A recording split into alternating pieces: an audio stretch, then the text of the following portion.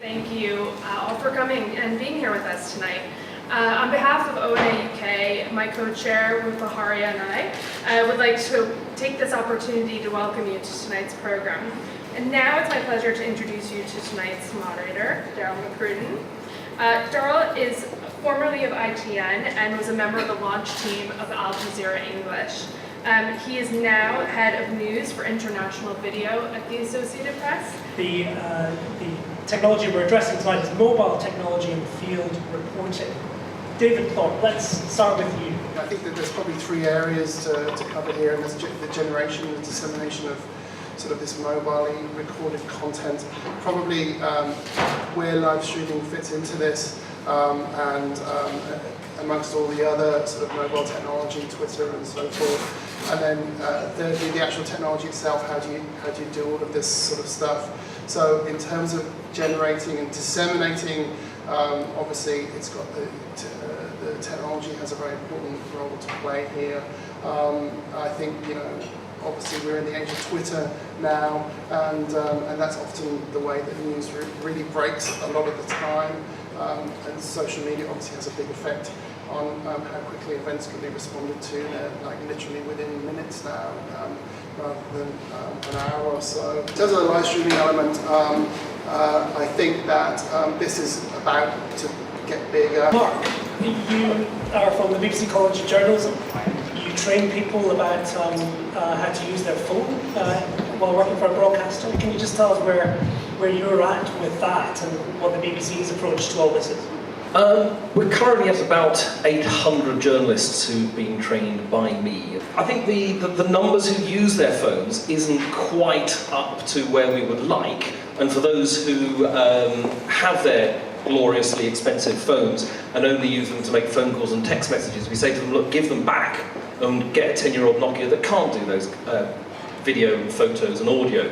But for those who are using them, I think it's having a huge impact on the BBC's journalism, because it means that we can get content at a much smaller cost for you, the licence fee payer. It means that our journalists have the devices with them whenever they need them. That's not always a good thing, because in essence you've got a mobile newsroom in your pocket 24 hours a day. But also it means that we can cover much more stories from many more places. Kate, before I ask you pretty much the same question, there's a question I'm dying to ask you, which is there's been a lot of media reporting about what's going on with the Telegraph. So I'll just ask you straight, what is going on with the Telegraph? A lot of change. So we are, like most of the rest of the world, I think, trying to figure out how to do better digital journalism, is the sort of headline of it. And that means a lot of things. So we've got a new product and tech team. So it's a lot of change across the company as a whole, and then within editorial it's moving to more of a digital first newsroom, and that sounds very jargony, but it means everything from reporters shooting with their iPhones to thinking again about our products and how we tell stories, how we build stories and how we build websites like Project Lab, which was our mobile only website, so that they really meet the needs of our audience who are now growing and on mobile devices just as much as they're on desktop. Mark, how would you say that the BBC is innovating with mobile technology? What is it that's not just increased your footprint, but is that helping you to tell stories in a different way, or surprising the audience, or something else? We've developed our own app, but it means that we can get content directly from an iPhone, doesn't work on Android or Windows, straight from an iPhone into the BBC's newsroom system. So you don't have to put it through any third-party platform, where there are always concerns about who's got the copyright to it, is it all going to be safely delivered from a third party to us. Whereas this app can internally get the content straight from the phones, straight into the newsroom, whether it's videos, photos or audio. Talking about apps, we've got an app for that too. We've recently launched something called the Creator Studio. So obviously YouTube is a platform. We're not, necessarily we don't create the content ourselves. We just try and assist other people in creating the content, whether they be big news organisations through to individuals who want to upload the content. So everything that we do is quite broad, but we, obviously the majority of viewing on YouTube is really rocketed in terms of on tablets and mobiles. We're seeing tons there. So we've totally revised our strategy in terms of everything is now tablet mobile first. The new app that we've recently launched is called Creator Studio, and as a creator you can use it to not live stream yet, but at least record, edit your content, upload it to the YouTube platform, and then you get real-time stats on people watching it too, and that's all available within a single app. So I guess those sort of tools are really useful for people who want to create content, upload and share it on YouTube. Let's open it up for questions now. We've got a couple of microphones in the room. So do we have any questions? Well, I think speed is crucial for digital audiences. It's certainly something that digital audiences expect, but it's not the only thing they expect. And actually, I think one of the strange things about digital is almost that it's slower than other mediums, because if you're going to build something and plan something and certainly code something that's really good, it takes an awful lot of time and an awful lot of thought and care and attention. So speed is certainly something that we think about a lot and try and help our journalists to get the technology and the tools and the processes that mean that they can break news really quickly.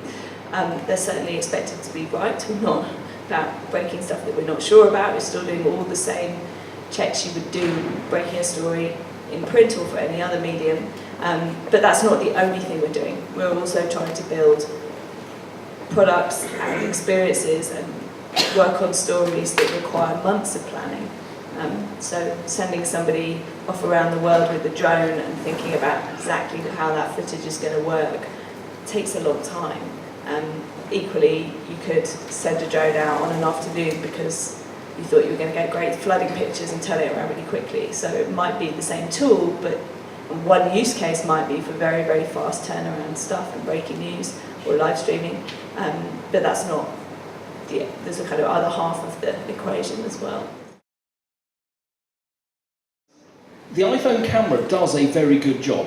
Something Derl was talking about a moment ago regarding frame rates. The iPhone records at 30 frames per second, which for broadcast in the UK is less than optimal. So there are apps that let you record and change the frame rate. So off the top of my head, a few of them you could certainly look at. Filmic Pro is pretty much sort of the industry standard one. There's another very good app called Videon, which does some very good grading, changing to the video. So once you've recorded it, you can change the footage itself. Obviously for a journalist, that's a moot question of how much you ought to change the footage that you've recorded. Video Pro, an app called Movie Pro, also very good. Another one called VisiWig. It films in 4K, which is glorious. But if you film a minute of 4K video on your iPhone, it's probably going to be about 500 or 600 megabytes. So filing that back on a 2G connection, really you probably won't want to have begun it. So there are another very good app called Horizon, where something Kate was alluding to about how you hold your phone when you film. This actually doesn't matter which orientation you hold the phone. It uses the gyroscope within the iPhone to make sure that it always records horizontally. To make it really functional for most journalists out in the field, the simpler the better. I send people out with advice about, I've found this great new thing, and you can do all these clever things. Actually, if you're on a 2G connection or you're somewhere where there are a lot of other journalists also trying to file, the simpler the better. So now we're really mostly recommending people use the standard camera, iMovie, because it's maintained and updated. Some apps are great for a bit and then they do an update and something breaks, and the day you fire it up to file your story, it just doesn't work. Things like tweeting from difficult locations, or in fact from court or from places where there are lots of other journalists. We found text, just set up Twitter by text, is the most reliable. So often the journalist who's bothered to put their phone number in and verified their phone number against their Twitter account is the one who can get the line out, and everybody else is sitting there going, refresh, refresh, come on, send my tweet. I'd add one thing to that actually, which is we trained our journalists with Bambuser, and full disclosure, we're a minority owner of a little part of the stake in that company, but it's a live app that allows us to both shoot live video, and then even if you drop out connectivity, it feeds the full version back later, so it gives us great flexibility. Okay, I'd like to thank the three panelists. Thank you very much for your time. And with that, I'll pass you back to Kathleen from the ONA and say goodnight. Thank you. Thank you so much, Derl, Kate,